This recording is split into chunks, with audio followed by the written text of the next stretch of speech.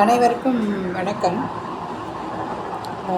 இப்போது போன வாரம் சனிக்கிழமை அன்னைக்கு கரூரில் நடந்த அந்த விபத்து என்னெல்லாம் ரொம்ப பாதிச்சிருச்சு.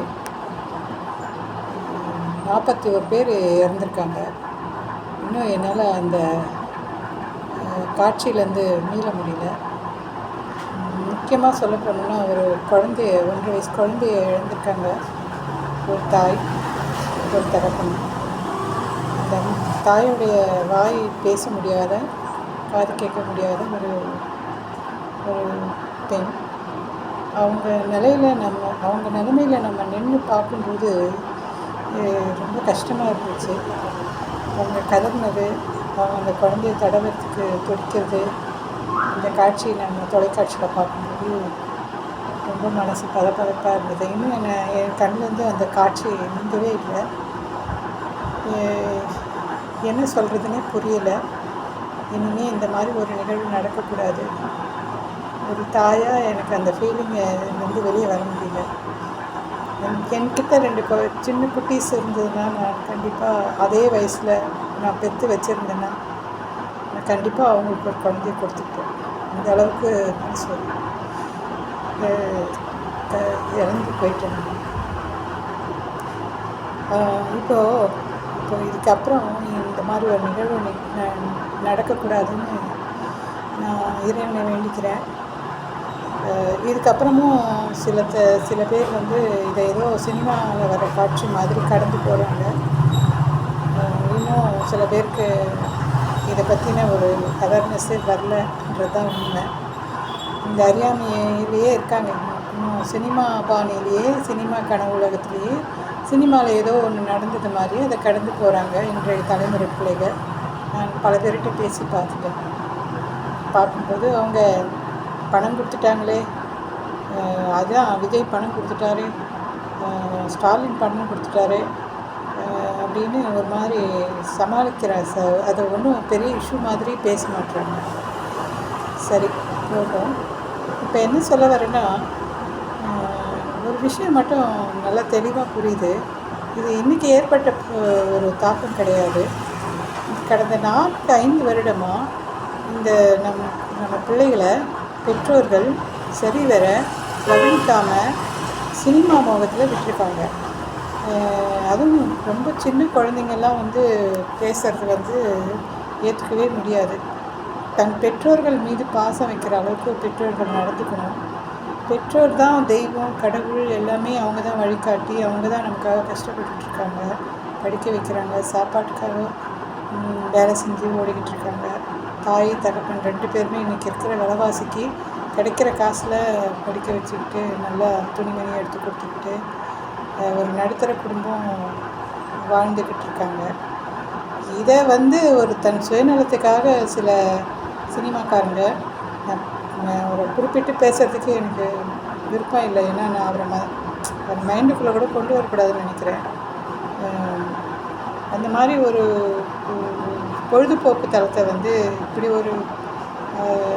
இப்படி ஒரு அட்டுழியத்துக்கும், அவமானத்துக்கும், அவலநிலைக்கும், அழிவுக்கும் கொண்டு வந்துட்டாங்கங்கும்போது கஷ்டமாக இருக்குது. பொழுதுபோக்குன்றது நம்மளுடைய நேரத்தில், நம்ம வேலை செஞ்சுட்டு வர நேரத்தில் கொஞ்சம் நம்மளுடைய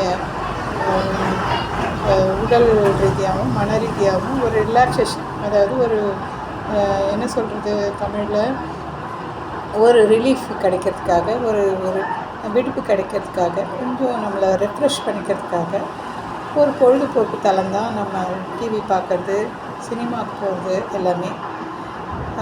இந்த மாதிரியான பொழுதுபோக்கு தளத்தை சினிமாக்காரங்களை நாம் நம்ம பிள்ளைகளை நம்பி அவன் பேரை சொல்லி மாமா அண்ணான்ற அளவுக்கெல்லாம் பேசுகிறது மாமா அண்ணாலாம் ரொம்ப டூ மச். அண்ணான்ற வார்த்தை எவ்வளோ புனிதமானது தெரியுங்களா? மாமாங்கிற வார்த்தைலாம் எவ்வளோ ஒரு தாய்மைக்குரிய வார்த்தைகள் தெரியுமா? இது அதுக்கெல்லாம் சினிமாக்காரங்க தகுதி இல்லாதவங்கன்றதை நான் உங்களுக்கு சொல்கிறேன். அரசியலில் இருக்கவங்க ஒரு சிலர் அண்ணா, அம்மா, அப்பா அப்படின்னு கூப்பிடுறோம். ஆனால் அவங்களுக்கு சில தகுதிகள் இருக்குது. அவங்களுக்கு தகுதிகள் இல்லாமல் இல்லை. அவங்க இந்த விபத்தில் கூட எல்லா அரசியல்வாதிகளும் வந்து நின்று ஆறுதல் சொன்னதை பார்த்தோம். முக்கியமாக நாம் தமிழர் கட்சி சீமான் அவர்கள்லாம் வந்து உறுதிக்கொடை பாசறையே வந்து முன்னே நின்று அவங்களுக்கு உதவி பண்ணியிருக்காரு. அந்த தம்பிகள்லாம் சொல்லாமலே செய்வாங்க. அந்த மாதிரி ஒரு அமைப்பை அவர் வச்சு நடத்திட்டுருக்காரு அந்த கட்சி வந்து பொறுத்த வரைக்கும் எல்லா இடத்துலையும் எல்லா நேரத்துலேயும் முதலுதவின்றது மட்டும் இல்லை, எல்லா கஷ்டங்களுக்கும் பங்கெடுத்துக்கக்கூடிய ஒரு கட்சி நாம் தமிழர் கட்சி. இதில் அரசியலே இருக்காது. அது ஒரு மக்கள் இயக்கம். அதில் அரசியல் பண்ணுறதுக்கோ நான் போட்டி போகிறதுக்கோ அவங்க யாருமே களத்தில் வந்து நிற்கலை. மக்கள் நம்மளை வந்து மக்களை காப்பாற்றணும், மக்கள் நம்மளை புரிஞ்சுக்கணும் அப்படிங்கிற ஒரே ஒரு தாட்டில் தான் பணியாற்றிட்டுருக்காங்க. அவங்க கடமையை செஞ்சுட்டு பணியாற்றிருக்காங்கன்னு சொல்ல முடியாது. அதில் எங்களுடைய அது தமிழர்களுடைய கடமை. அது ரத்தத்திலே ஊர்னது. அது வந்துடுது செய்கிறாங்க. ஓகேங்களா? சரிங்க. இப்போ நான் பாயிண்ட்டுக்கு வரேன். இப்போது இந்த அரசியல்வாதிகள் மாதிரி நானும் பெரிய முதல்வர் ஆகிடுவேன், நான் முதலமைச்சர் ஆகிடுவேன், என் குழந்தைங்கள்லாம் பாருங்கள் என்னையே பேசுகிறாங்க, என்கிட்டயே இருக்காங்க, என்னை பற்றியே பேசுகிறாங்கன்னு ஒரு மிதப்பில் இருக்கிறதுலாம் வந்து ரொம்ப ஏற்றுக்க முடியாத ஒரு விஷயம். இதை வந்து ஒரு மூளைச்சலவைன்னு சொல்லலாம். இந்த மூளைச்சலவையை வந்து அவங்க இன்றைக்கி ஆரம்பித்த மாதிரி தெரியல. இது அதாவது ஒரு 10 ஆண்டுகளுக்குள்ளே இது நடந்திருக்குன்னு நினைக்கிறேன். ஏன்னா அந்த ஸ்டேஜில் உள்ள பிள்ளைகளும் இன்றைக்கி கல்யாணமான பருவத்தில் 2 பேர் இறந்துருக்காங்க. கல்யாணமாகி குழந்தைங்கள்லாம் பெற்ற பிள்ளைகளும் இறந்துருக்காங்க.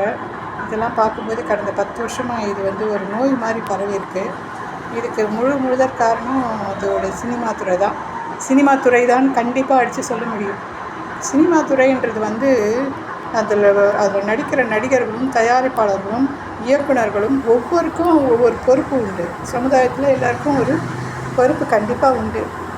அதை தட்டி கழிச்சிட்டுலாம் போயிட்டு நான் பணம் சம்பாதிக்கிறதுக்கு வரேன், பொழுதுபோக்கு தானே, அவங்க வந்தால் நான் என்ன செய்யறது, அவங்க வந்து செத்தா நான் என்ன பண்ண முடியும் அப்படின்ற பேச்செல்லாம் இப்போ வெளியே வருது. அதெல்லாம் வந்து பொருந்தாத வார்த்தைகள்.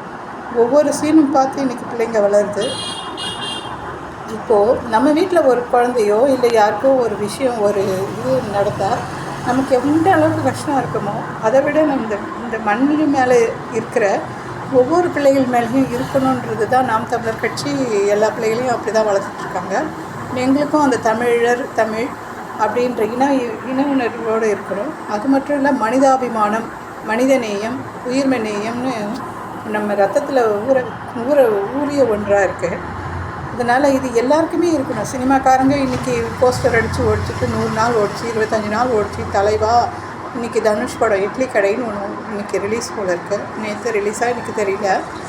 அதில் ஒருத்தர் கடவுளே தனுஷுன்றாரு. கடவுளே தனுஷா? எங்கே போகுது உலகம்னு தெரியல எனக்கு. தாய் தான் தெய்வம், தந்தை தான் எல்லாம், ஆசிரியர் தான் குரு. அவங்க அடித்தாலும் மிதித்தாலும் அவங்க தான் எல்லாமே. அவங்களுக்கு அப்புறம் தான் எல்லாருமே. அந்த 3 பேருக்கு அப்புறம் தான் எல்லாருமே. இந்த 3 பேருக்கு அப்புறம் தான் எல்லாருமேன்றதை வந்து இந்த சொசைட்டியில் இருக்கிறவங்க ஒத்துக்க வச்சாதான் முடியும். இப்போது அம்மா அடிச்சிட்டாங்க, அம்மா சூடு வச்சுட்டாங்க, அம்மா பெரம்பு எடுத்துட்டாங்க, அம்மா என்னை கீழே தள்ளிட்டாங்க அப்படின்ற ஒரு குழந்தை வந்து ஏன் வந்து நம்ம அம்மா இது செஞ்சாங்கன்னு உணர வைக்கிறது தான் ஒரு பெற்றோர்களுடைய கடமை. பெற்றோர்களே டிவி முன்னாடி நின்றுக்கிட்டு விஜய் பார்த்தியா, அஜித்தை பார்த்தியா, தனுஷை பார்த்தியான்னு ஒரு வழிகாட்டுதல் முறை வந்து இல்லாமல் ஒரு இருக்கட்டும், அதை ரசிக்கட்டும். அந்த ரசிப்பு தானே செருப்பு கழட்டி வெளியில் வைக்கிற மாதிரி வச்சுட்டு அடுத்த வேலைக்கு கடந்து போயிடணும். ரசிப்பு தன்மை இல்லாத இருக்கவே முடியாது. ரசிப்பு தன்மை வேணும். அந்த ரசிப்புன்றது வந்து ஒரு கட்டுப்பாடோடு இருக்கணும். ஒரு கட்டுப்பாடு இருக்குது. இப்போ எனக்கு விஜய் பிடிக்கும்ன்றதுக்காக என் பெட்ரூம் வரைக்கும் கூட்டிகிட்டு வர முடியுமா? என் வீட்டுக்குள்ளே கூப்பிட்டு வர முடியுமா? வர முடியாது. அவன் 250 கோடி 300 கோடி வாங்கிக்கிட்டு அவன் பங்களாவும் அவனுடைய நடைமுறைகளையும் பார்க்கும்போது நாமெல்லாம் வந்து அவனுடைய செருப்புக்கு கீழே இருப்போம். அந்த வசதியெல்லாம் பார்க்கும்போது. ஸோ இது வந்து இவங்க ஆனால் அந்த நடிகர் வந்து ஒவ்வொரு பிள்ளைகளையும் என்னமோ இவர் பக்கத்துலேயே இருந்து பார்த்துட்ருக்க மாதிரியும், இவர் என்னமோ எல்லாத்தையும் அப்படியே தூக்கி தலையில் வச்சு சுமந்துட்டுருக்கிற மாதிரியும் பேசுகிறாரு. இவர் எதுவுமே சுமக்க மாட்டாங்க. இவங்களாம் யாரும் எதுவும் சுமக்க மாட்டாங்க. நம்ம அம்மா அப்பா தான் நம்மளை சுமப்பாங்க. இது வந்து இன்றைக்கி தலைமுறை பிள்ளைகள் புரிஞ்சுக்கணும். தலைமுறை பிள்ளைகள் எது சொன்னாலும் கேட்க மாட்டாங்க. இதுக்கு நெகட்டிவான பதில் தான் எனக்கு நிறைய வந்துகிட்ருக்கு. எனக்கு உண்மையிலே ரொம்ப ஒரே ஒரு விஷயம் மட்டும்தான் புரியலை. இது கவர்மெண்ட்டு அரசு, தமிழ்நாடு அரசும் காவல்துறையும் இதை வந்து கண்ட்ரோல் பண்ண முடியும், கண்டிப்பாக முடியும். இதை ஏதாவது ஒரு நல்வழிப்படுத்த நல்ல சீர்திருத்தமான விஷயங்களை மக்கள்கிட்டையோ மாணவர்கள்கிட்டையோ கல்வி மூலமாகவோ இல்லை கைத்தொழில் மூலமாகவோ கொண்டு போய் சேர்க்கணும். மொபைலில் வந்து மானிட்டர் பண்ணிகிட்டே இருக்கணும். மொபைல் வந்து சிறு பிள்ளைகள் கையில் போகும்போது இல்லை பெரியவங்க கையில் போகும்போதோ இல்லை டிவியில் வர நியூஸ் மூலமாகவோ இதை வந்து மானிட்டர் பண்ணி இதுக்கு தகுந்த நடவடிக்கை எடுக்கணும். இன்னொன்று, திமுக அரசும் சரி அதிமுக அரசும் சரி இவங்கக்கிட்டலாம் இந்த ஓட்டு வாங்கி முதலமைச்சராக உட்காரணுன்ற ஒரு தாட் இருக்கே தவிர இந்த மக்களுக்கு எண்ணங்கள் என்ன, சிந்தனைகள் என்ன, செயல்கள் என்னன்ற சிந்தனையே கிடையாது. அதனால் இந்த 2 திராவிட கட்சிகளால் தான் இந்த மாதிரி பிரச்சனைகள்லாம் அதிகமாகிட்டே இருக்குது. இன்னும் என்ன நிலைமைக்கு போவாங்கன்னு தெரியல. ரொம்ப வருத்தமாக இருக்குது. இன்னும் தாவேக்கான்னு ஒன்று வந்து உள்ளே சேர்ந்து இப்படி எதிர்கால குழந்தைங்களுடைய வாழ்க்கையெல்லாம் சீரழிச்சிட்ருக்கிறது ரொம்ப வருத்தமான விஷயம். இனிமேல் இது மாதிரி நடக்கக்கூடாது. ஒவ்வொரு பேரண்ட்ஸும் ஒவ்வொரு பெற்றோரும் தயவு செஞ்சு இதை சினிமானா என்ன, அவங்க நடிக்கிறாங்க, அவங்க காசு வாங்குறாங்க. நாம் படிக்கிறோம், நம்ம படிச்சுட்டு வேலைக்கு போய் நாமும் நல்ல உத்தியோகத்தில் இருந்து நம்ம நல்லா படித்து அதுக்கேற்ற ஒரு உத்தியோகத்தை பெற்று நம்ம வந்து நம்ம வாழ்க்கையை சரியாக அமைச்சிக்கணும். அது வேறு, இது வேறு. சினிமா வேறு, நம்ம வாழ்க்கை வேறு. அவங்க நடிக்கிறதுக்கு அவங்க தொழில், நடிக்கிறதுங்கிறது அவங்க தொழில். அவங்களுக்கு நமக்கு சம்மந்தமே இல்லை. அவங்க ஒரு நடிகர், அவ்வளவுதான். அந்த லிமிட்டில் தான் அவங்க கொண்டு வந்து ஒரு லிமிட்டை, கட்டுப்பாட்டை வந்து வீட்டுக்குள்ளேயே விதிக்க ஆரம்பிக்கணும். அப்போ தான் அவங்க தெருவுக்கு போவாங்க. தெருவுக்கு போனால் தான் தெரியும். தெருவில் போய் நின்னால் தான் ஒரு டிக்கெட்டு கூட விற்க முடியாத, ஒரு படம் கூட ஓட முடியாத நிலைமைக்கு வந்தால் தான் அவங்களாம் வந்து இந்த மக்கள் வந்து சரியான பனிஷ்மெண்ட்டாக நான் நினைக்கிறேன். அவங்கள படம்லாம் வந்து இனிமேல் திரையிடவே கூடாது. இது என்னுடைய ரிக்வெஸ்ட்டு. இது யார் எனக்கு எப்படி எடுத்துக்கிட்டாலும் சரி, எந்த நடிகர் படமாக இருந்தாலும் சரி, தன்னை தலைவனாவோ கடவுளாவோ சித்தரிக்கிற எவனாக இருந்தாலும் சரி, அவங்க படத்தெல்லாம் வந்து இனிமேல் இப்போ வெளியிடக்கூடாதுன்னு நான் தாழ்மையோடு கேட்டுக்கிறேன். இப்போ நான் யாரையும் குறிப்பிட்டு சொல்லலை, பொதுவாக சொல்கிறேன். இந்த மாதிரி தலைவன் கடவுள் அப்படின்னு தன்னை நினச்சிக்கிறவன கதாநாயகனுங்கெல்லாம் இந்த பூமியில் இருக்கிறதுக்கே வந்து லாய்க்கு இல்லாதவங்க இந்த பூமியிலே இருக்கக்கூடாது.